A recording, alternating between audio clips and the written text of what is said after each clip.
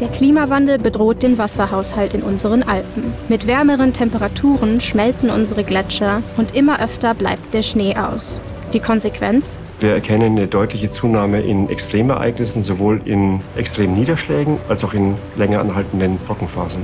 Und die verursachen Schäden und Fluten am Berg und im Tal. Vor welchen Herausforderungen stehen die Alpenvereinshütten? Wir würden gerne uns anschauen in Satellitendaten, wie können wir dieses Schneefeld monitoren und eine Abschätzung machen, wie viel Wasser gegebenenfalls da noch rauskommt für die Quelle daneben. Wir haben Sensoren im Einsatz, die funkdatenbasiert sind. Also wir senden quasi Daten direkt zur Prager Hütte und von da aus dann direkt zu unserem Server. Wird der Wassermangel in den nächsten Jahren noch mehr werden? Und was für eine Rolle spielen wir als Hüttengäste bei dem Ganzen? Die Gäste können grundsätzlich mal den Anspruch runterfahren. Ich bin Jo und zusammen mit meinem Kamerateam gehe ich diesen Fragen für euch auf den Grund.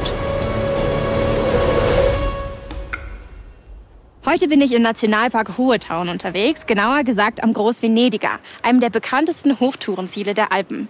Hier auf 2796 Metern steht die neue Prager Hütte. Doch was auf den ersten Blick ausschaut wie eine Hochgebirgsidylle, offenbart bei näherem Hinsehen massive Probleme.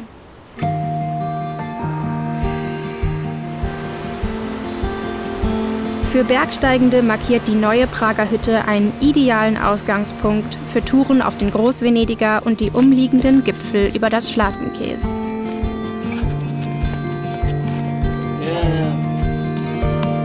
Die Schutzhütte ist Ausbildungspunkt für Fels und Eis des Deutschen Alpenvereins und Teil der Venediger Runde.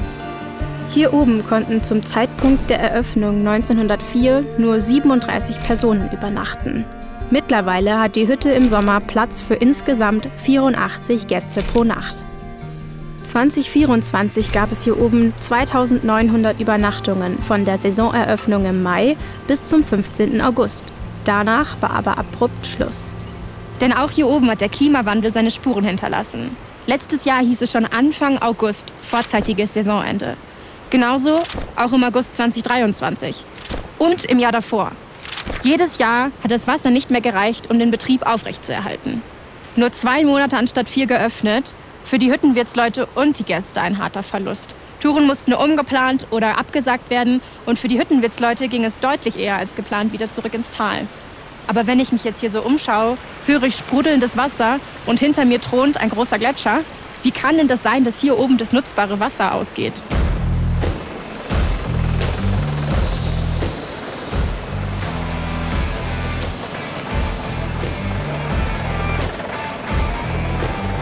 Moritz Pfeiffer arbeitet als Bauingenieur beim Deutschen Alpenverein und betreut den Umbau der neuen Prager Hütte. Regelmäßige Besuche der Höhenbaustelle gehören zu seinem Job dazu. Auf der Prager Hütte haben wir eine Quellfassung, einen Quellspeicher und einen Hochbehälter. Das Besondere ist jetzt auf der Prager Hütte, dass die Quellfassung weiter unten ist als der Hochbehälter. Das heißt, wir müssen hochpumpen. Das Wasser sammelt sich in diesem Einzugsgebiet von der Quelle, läuft zusammen in die Quellfassung. Dann haben wir jetzt neu diesen 12.000 Liter Quellwasserspeicher eingebaut, dass wir mehr Reservevolumen haben. Von dem pumpen wir dann hoch auf den Hochbehälter. Der hat nochmal 16.000 Liter Vorratsvolumen. Und von dem läuft es dann in die Hütte über eine Aufbereitungsanlage, UV-Anlage. Und in der Hütte haben wir nochmal 3 Tanks mit 1500 Liter, wo wir quasi aufbereitetes Wasser speichern können. Sodass wir nicht immer aufbereiten müssen, durchgehend bei jedem Wasserhahn aufdrehen, sondern wir haben mal 1500 Liter und können dann immer so intervallweise wieder hochpumpen und die Behälter füllen mit sauberem Trinkwasser. Der Schein einer wasserreichen Lage am Gletscher trügt. Die neue Prager Hütte wird von einem Schneefeld gespeist, kann aber wegen der Lage nicht vom Gletscher versorgt werden. So wie der neuen Prager Hütte geht es mittlerweile auch anderen Alpenvereinshütten. Dabei stehen die Alpen doch eigentlich im Ruf, viel Wasser zu führen. Es gibt sogar den Begriff Wasserschloss Alpen. Warum eigentlich? In der Hydrologie bezeichnet ein Wasserschloss ein Gebiet, das kontinuierlich Wasser an andere, trockenere Gebiete abgibt. In den Alpen regnet es grundsätzlich mehr als im Flachland, da die Regenwolken nicht ohne abzuregnen hoch genug steigen können, um über die hohen Gipfel zu kommen. Dieser Regen fällt bei kalten Temperaturen als Schnee auf die Hänge und Gletscher, die etwa ein Volumen von rund 100 Kubikkilometer Wasser umfassen. Hier bleibt er als gefrorenes Wasser erstmal liegen, bis die Temperaturen über die 0-Grad-Grenze steigen. Im Sommer bahnt sich das vorher gefrorene Wasser quasi zeitverzögert durch Gebirgsbäche einen Weg ins Tal. Große europäische Flüsse und mit ihnen trockenere Gebiete werden also kontinuierlich von dem Wasser in den Alpen gespeist. Und deshalb sagt man auch Wasserschloss Alpen. Der Klimawandel verändert den Wasserkreislauf in den Alpen. Aber es wird nicht nur heißer und schneeärmer, sondern auch Extremwetterereignisse wie zum Beispiel Starkregen werden häufiger. Was genau macht es mit dem Wasserkreislauf Alpen?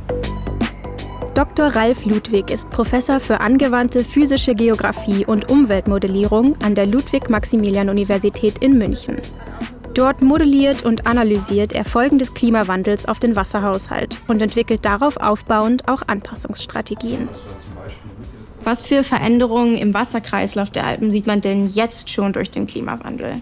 Wir können in den letzten Jahrzehnten ziemlich genau verfolgen, wie sich Niederschlagsmuster verändern. Wir können natürlich eine sehr deutliche Temperaturzunahme messen in allen Höhenzonen. Wir sehen eine deutliche Veränderung in den Schneedeckendauern. Wir sehen eine deutliche Veränderung in den Schneedeckenmustern und in den Schneeschmelzeverteilungen. Und wir erkennen eine deutliche Zunahme in Extremereignissen, sowohl in extremen Niederschlägen als auch in länger anhaltenden Trockenphasen. Auf der einen Seite haben wir Wassermangel, auf der anderen Seite Starkniederschläge. Gleichen die sich nicht irgendwie aus? Wir haben in dem Fall von extrem starken Niederschlagsereignissen kaum Wasserspeicherung. Fast alles geht oberirdisch weg, erzeugt Hochwasserwellen, erzeugt auch Risiken für die Bewohner und Bewohnerinnen im Tal. Die Trockenphasen hingegen wirken weiträumig. Das Wasser kann nicht mehr genutzt werden, ist nicht pflanzenverfügbar und dieser Ausgleich geschieht einfach nicht. Gibt es da Unterschiede, wie sich die Alpen verändern werden mit dem Klimawandel, gerade zum Beispiel zwischen der Schweiz und Frankreich und den Ostalpen? Ja, es gibt einen großen Unterschied so in der regionalen Differenziertheit mit den möglichen Folgen des Klimawandels auf den Alpenraum. Das hat viel damit zu tun, wie die Alpen jetzt ausgestattet sind, also in welcher Höhenlage wir uns befinden beispielsweise. Wie verhält es sich mit der langfristigen Schneesicherheit? Wie verhält es sich mit den Gletschern? Wenn wir in die Schweiz schauen beispielsweise oder auch in Teile Frankreichs, dort wo wir eben in den absoluten Hochlagen sind mit den großen Gletscherflächen, da kann sich der Eindruck einstellen, als wäre alles in Ordnung sozusagen, weil man ja immer noch Wasser in den Flüssen hat.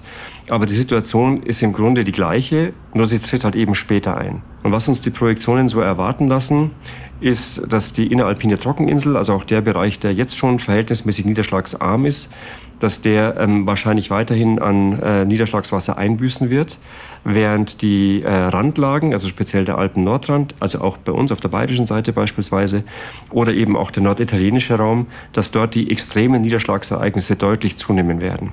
Und dabei ist besonders wichtig, da muss man immer darauf hinweisen, wenn wir von einer 2 Grad wärmeren Welt sprechen, hat es für den regionalen Kontext ganz andere Bedeutung.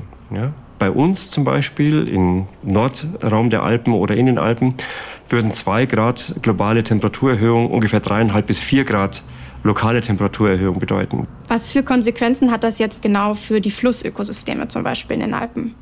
Die Konsequenzen für die gesamte Alpenregion sind sehr vielfältig. Wir haben dort die Quelle aller großen Flusssysteme, Donau, Rhône, Po, Sava und so weiter. Und wir müssen anerkennen, dass sich diese Verhältnisse verändern und dass sie auch Fernwirkungen erzeugen. Ja, wir untersuchen beispielsweise im Augenblick die Konsequenzen von veränderlichten Abflussverhältnissen für den Bewässerungsfeldbau in Norditalien. Die Bauern in Norditalien, die sind vor einer ganz besonderen Situation.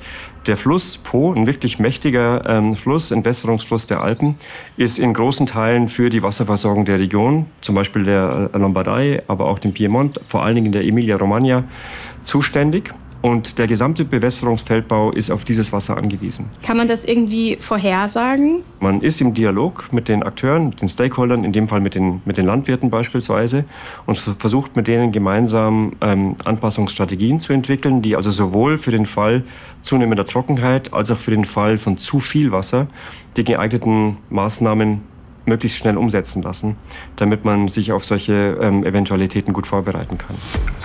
Solche Anpassungsstrategien bei Trockenheit sind zum Beispiel Wasserspeicher. Im Fall der Alpenvereinshütten als große Tanks, die Schmelz- und Regenwasser für den Hüttenbetrieb sammeln. Aber es gibt auch naturbasierte Lösungen, um unsere Alpen an Trockenheit anzupassen. Das sind zum Beispiel die Renaturierung von Mooren und Flussauen. Die Möglichkeiten, die man mit den naturbasierten Lösungen hat, die sind wichtig und gut, aber die sind nicht allumfassend. Was man erwarten kann, ist, dass Moorrenaturierung, dass Flussauenrenaturierung, dass die Schaffung von neuen Rückhalteräumen tatsächlich einen effektiven Schutz bietet für Hochwasserereignisse geringerer Jährlichkeit. Für den Fall der Niedrigwasserextreme ist das aber, glaube ich, tatsächlich eine sehr, sehr gute Methode, um insgesamt in der Landschaft zu arbeiten, sich viel mehr Flächen nutzbar machen oder nützlich machen für eine erhöhte Grundwasserneubildung.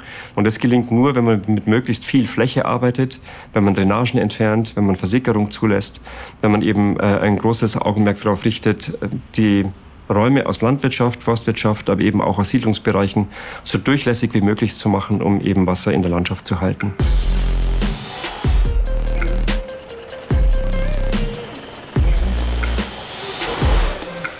Anpassungsmaßnahmen müssen aber nicht nur im großen Stil, sondern auch im Kleinen vollzogen werden, wie an der neuen Prager Hütte.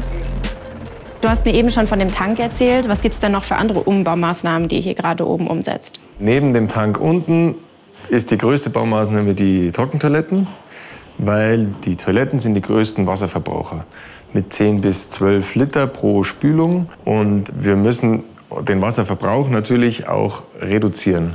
Und dann haben wir noch kleinere Maßnahmen drumherum. Wir haben schon mal für einen Notfall oben neben dem Hochbehälter, dem aktuellen Hochbehälter, daneben ein Podest vorbereitet, dass, falls es mit dem Wassermangel noch schlimmer werden sollte, könnten wir da noch mal einen Speicher hinsetzen. Bei einer Trockentoilette wird das Geschäft nicht mit Wasser weggespült. Stattdessen fällt es durch ein Rohr unterhalb der Toilette auf ein Förderband. Dieses ist leicht geneigt, um fest und flüssig voneinander zu trennen. Feststoff und Toilettenpapier werden durch die Aufwärtsbewegung des Förderbands in einen Behälter zum Trocknen transportiert. Dieser Behälter wird zur Entsorgung regelmäßig ins Tal befördert. Flüssigkeit läuft nach unten in einen Behälter und anschließend in eine biologische Kläranlage. Die Struktur ist ja das eine, der Betrieb dann wieder das andere. Was können denn wir als Gäste auf den Hütten machen, um Wasser zu sparen? Grundsätzlich mal den Anspruch runterfahren. Also bewusst sein, dass man da in diese Höhenlage hochgeht, 2700 Meter. Es ist nicht viel Berg oben drüber, es gibt keine Wassersammlung oben drüber. Das heißt, wir sind auf Regenwasser angewiesen, auf Schneeschmelzwasser. Wenn die schon mit einem Bewusstsein daherkommen, dass das jetzt kein Hotel ist, wo sie einfach aufdrehen, dann ist das schon sehr viel geholfen. Und dann ganz pragmatisch, wenn es keine Druckwasserhähne gibt, wo jetzt die Zeit limitiert ist, dann möglichst den Wasser natürlich nur ganz kurz, nicht groß laufen lassen, auf die Dusche verzichten. Wenn ich jetzt vielleicht nur 3 Tage da bin, dann dusche ich halt mal nicht oder mache nur Katzenwäsche mit dem Waschlappen. Bei den Klospülungen, viele Hütten haben natürlich auch wie im Tal 2 Tasten. Also wenn es geht, immer die kleine Taste benutzen, dann ist auch schon mal weniger Wasser, wenn es Spültoiletten sind. Also das sind so die Haupttricks, die uns viel helfen. Jetzt haben wir viel über Wasser gesprochen. Kann man dann irgendwann abschätzen, ab wann das Wasser für den Betrieb der Hütte nicht mehr reicht? Der Hüttenwirt weiß sowieso, wie seine Behälter voll sind. Der hantiert ja die ganze Zeit damit. Das heißt, unser Team hier weiß sowohl, ob der Hochbehälter voll ist und auch unten. Und die beobachten auch die Schüttung. Also das haben die auch im Gefühl. Das ist dein essentielles Gut auf einer Hütte mit Wasser. Das heißt, du weißt es immer. Und zusätzlich bauen wir aber noch ein Monitoring-System ein, um eben mal nicht nur auf die Erfahrung von Hüttenwirten angewiesen zu sein, sondern wir wollen das wirklich messen. Das heißt, wir machen eine Quellschüttungsmessung, die uns dann digital auf die Hütte übermittelt wird. Und wir haben hier ein Energiemanagementsystem oder so ein Hausmanagementsystem, in die wir die Daten einspeisen können. Das heißt, der Hüttenwirt sieht auf dem Display in der Hütte, in der Küche, wann jetzt die Schüttung runtergeht.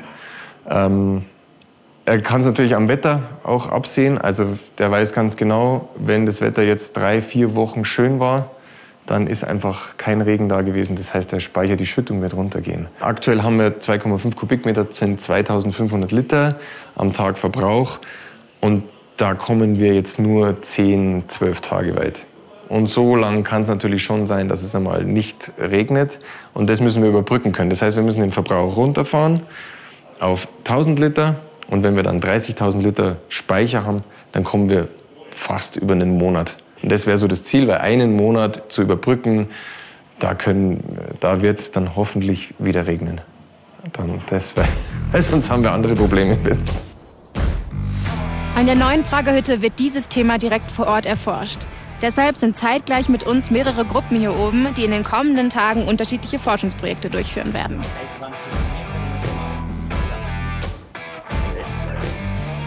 Und dann aber auch, wie weicht das ab? Wenn die Wege sich verändern. Eine Quellschüttungsüberwachung soll messen, wie viel Wasser pro Minute durch den Zulauf der Hütte fließt. Steve Weingart hat mit seiner Firma GMD die Technologie dafür entwickelt.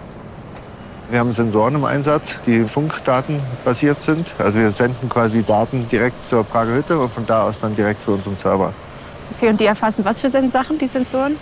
Wir haben jetzt hier unten am Wassertank, den wir nachsehen noch werden, die Wasserfassung und gleichzeitig auch das Volumen, was im Wassertank ist, durch Ultraschallsensoren. Der Wassertank versorgt ungefähr 1 bis 2 Wochen die Leute mit Wasser auf der Hütte. Aber könnt ihr jetzt mit den Daten, die ihr hier erhebt, auch Projektionen machen? Oder sind die quasi eher so um rückblickend zu sagen, so und so viel Wasser gab's und die Hütte ist damit so lange ausgekommen? Nein, es geht schon darum, in die Zukunft zu schauen, um das zu errechnen, wie viele Leute die Hütte versorgen kann. Das wird dann ausgerechnet, um dann auch zu sehen, wie viel Wasser ist überhaupt da für die Leute. Also wie viel Wasser wird pro Tag verbraucht und so weiter. Da gibt es dann so Prognosen, die wir dann errechnen können, um dann auch eine weitere Folge dann zum Beispiel auch das ganze Verhalten von den Leuten vielleicht auch mehr Awareness zu schaffen, dass man weniger Wasser verbraucht oder An der sogenannten Quellfassung zeigt mir Steve, wo das Wasser überhaupt herkommt. Nur 20%, was zum Beispiel das Schneefeld an Wasser abgibt, kommt bei der Hütte an. Der Rest versickert. Hier stehen wir direkt an der Quellenfassung. Hier sieht man einmal die rechte Quelle, die aus diesem Areal kommt. Also es versickert da und kommt dann hier über das kleine Schneefeld hier an. Geht es in das Rohr. Da sieht man dann von der anderen Quelle, die ist unter diesem Block und kommt dann da auf der linken Seite an. Hier wird es dann zusammengefasst und geht dann direkt hier in den Wassertank.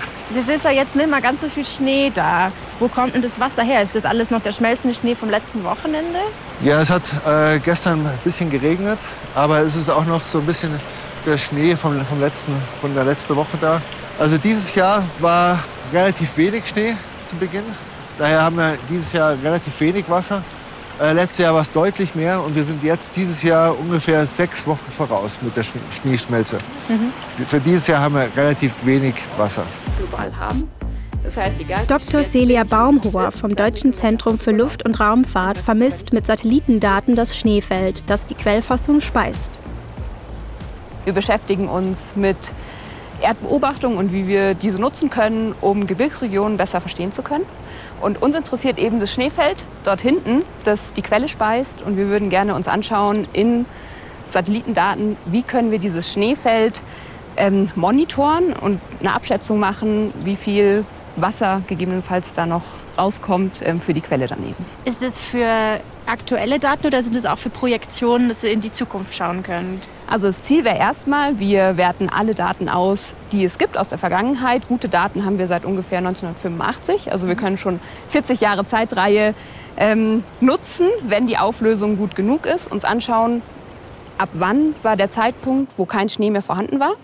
Können wir da einen Trend ableiten? Und wenn ja, können wir den signifikant ableiten und dann eben auch in die Zukunft projizieren und dann bessere Vorhersagen machen, wie lange das Schneefeld in der Regel im Durchschnitt da ist. Anpassungslösungen für die neue Prager Hütte gibt es schon einige. Allerdings ist die neue Prager Hütte bei weitem nicht die einzige Alpenvereinshütte, die sich in den kommenden Jahren an Klimawandelfolgen wie Wasserknappheit anpassen muss. Wie sieht die Zukunft unserer Hütten aus? Wir versuchen in der Zukunft jetzt schon bei allen Baumaßnahmen, die wir haben, vorher die Sektionen auch zu informieren und zu beraten in Hinsicht eines Monitoring. Also einfach zu wissen, wie viel Wasser kommt über den Jahresverlauf, an welchem Monat wird es wirklich knapp. Und dann versuchen wir natürlich, wenn wir Abwasseranlagen sanieren, müssen wir jetzt schon entscheiden, wie ist es in 20 Jahren. Und das heißt, Wir versuchen schon jetzt auch auf Hütten, wo es schon so die Gerüchte gibt, es hat immer wieder mal Wassermangel oder es wird knapp in den nächsten Jahren, das Wetter ändert sich so, dass es weniger regnet, dann versuchen wir da schon jetzt auch Trockentoiletten einzubauen, weil das einfach der größte Hebel ist, um den Verbrauch zu senken. Also das wäre so die Vision für die Zukunft, dass man eben jetzt schon die Hütten sowohl im Verhalten der Gäste, dass einfach dieses Erwartungsdenken nicht mehr so groß ist, dass klar ist, das sind wirklich Extremstandorte, wo wenig Wasser vorhanden ist, das quasi zu erklären immer wieder und dann gleichzeitig noch aber die Infrastruktur so aufzubauen, dass wir diese Trockenzeiten da überstehen. Mit Hilfe von Sensoren, größeren Tanks und Trockentrenntoiletten soll die neue Prager Hütte klimaresilienter werden. Wird das reichen? Projektionen sagen voraus, dass es inneralpin durch den Klimawandel noch trockener werden soll. Gleichzeitig soll die Zahl der Wetterextreme wie Starkregen an Randbereichen der Alpen zunehmen. Die Alpenvereine müssen daher noch viel Hirn, Arbeit und vor allem Geld in die Hütten stecken, damit diese in Zukunft gut aufgestellt sind. Mit den Anpassungsmaßnahmen an der neuen Prager Hütte wird also die Grundlage geschaffen, dass auch wir Gäste mithelfen können, unsere Hütten zu erhalten und alle gemeinsam weiter die Alpen genießen können. Dazu braucht es aber nicht nur intakte Hütteninfrastruktur, sondern auch sichere Wege. Mit tauendem Permafrost und zunehmend instabilen Hängen wird das immer mehr zur Herausforderung für BergsportlerInnen. Genau darum geht es in unserem nächsten Film.